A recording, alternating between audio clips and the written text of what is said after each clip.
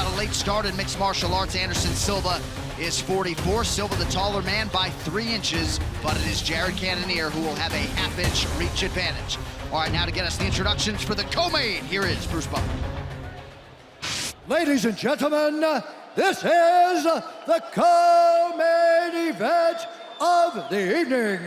This fight is 3 rounds in the UFC middleweight division. Introducing first, fighting out of the blue corner, a mixed martial artist holding professional record, 34 wins, 9 losses, 1 no contest. He stands 6 feet 2 inches tall, weighing in at 185 pounds, fighting out of Curitiba, Brazil, presenting the former UFC middleweight champion, Anderson the Spider Silva! And now introducing his opponent, fighting out of the red corner, a mixed martial artist holding a professional record, 11 wins, 4 losses. He stands 5 feet 11 inches tall, weighing in at 184 1/2 pounds, fighting out of Glendale, Arizona, USA, presenting the number 10 ranked middleweight contender in the world, Jared the Killer Gorilla Cannonier. And when the action begins, our referee in charge, Herb Dean. Herb Dean, our referee. Jared Cannonier put a lot of focus and emphasis on the early portions of this fight against Anderson Silva, who keeps his hands low, and he says at times you can get caught off guard early. But Cannonier also talked a lot about his speed. He believes he is going to be the faster man on the feet tonight. We shall see. Cannonier is in black, Anderson Silva is in yellow.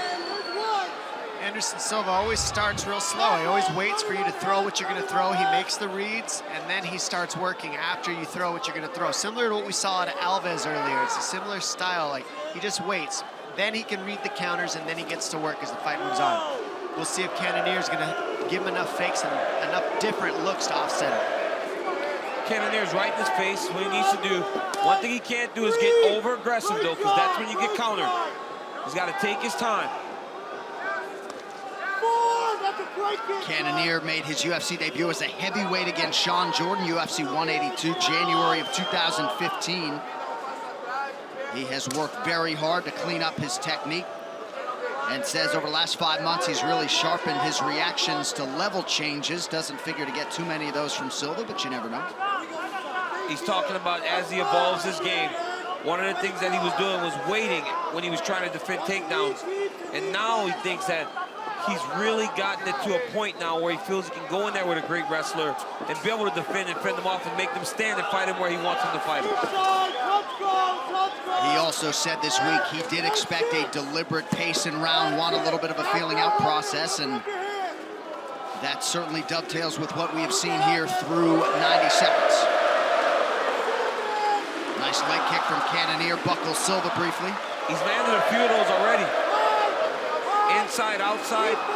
Cannonier's doing a good job of just taking his time, not overextending himself, staying in great position as he's approaching Anderson.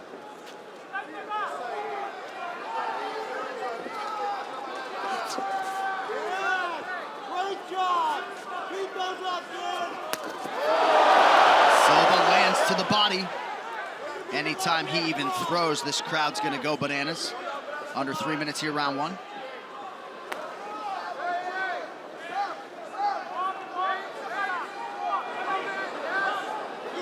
This is where you want to let go on Anderson. When you start to put him against the fence, you want to let the hands fly. But you still got to be you also got to be very careful. I love the approach of Jared Cannonier, how patient he is, how he's mixing up his technique. He can't bite on the feints of Anderson Silva. So far, the problem for Cannonier is he's just staring in the mirror. He's not faking. If you don't fake Anderson Silva, he gets the timing to counter.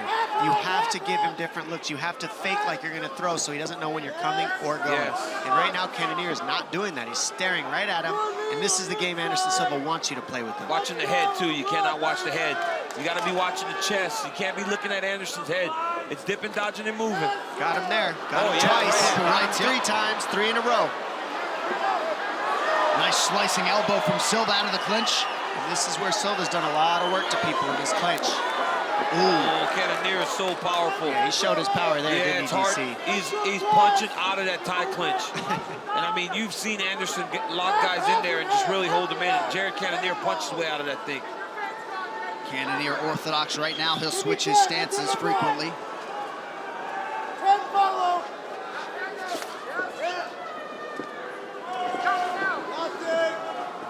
Combination behind that now. That's a good body kick. That's coming up and under. It doesn't take many of them to start to slow you down.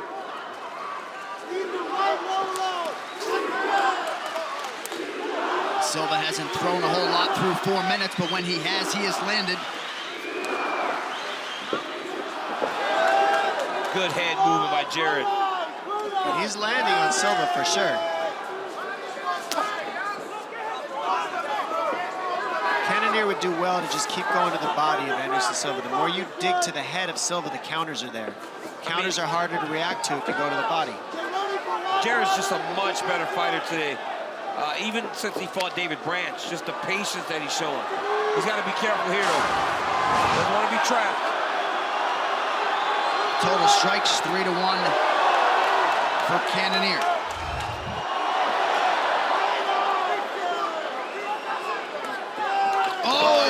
Okay, that hurt Silva, and immediately Herb Dean stops the fight.